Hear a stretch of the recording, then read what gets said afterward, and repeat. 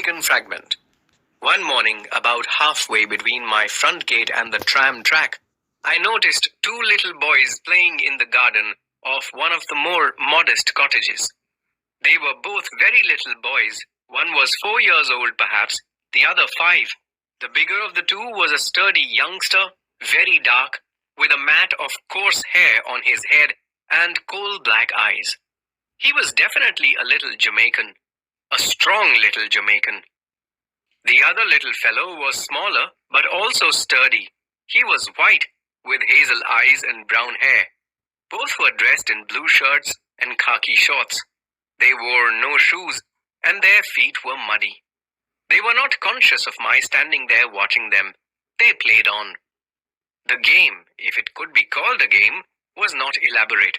The little white boy strode imperiously up and down, and every now and then shouted imperiously at his bigger playmate.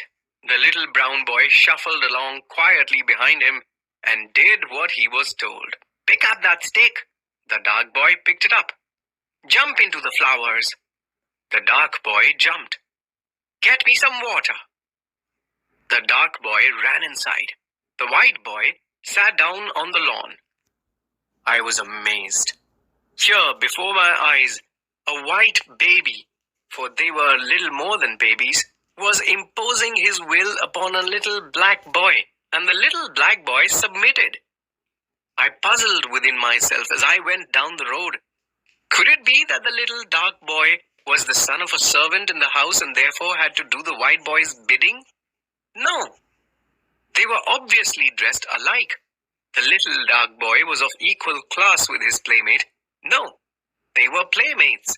The little dark boy was a neighbor's child. I was sure of that. Then how was it that he obeyed so faithfully the white boy's orders? The next morning, the boys were there again, and a man was standing at the gate watching them. I stopped and looked, just to see what the white boy was making his little servant do. To my utter astonishment, the little dark boy was striding imperiously up and down the lawn, while the white youngster walked abjectly behind him. "Get me a banana." The little white boy ran into the house and reappeared shortly with a banana. "Peel it for me." The little white boy skinned the banana and handed it to his dark master. I saw it now. This was indeed a game,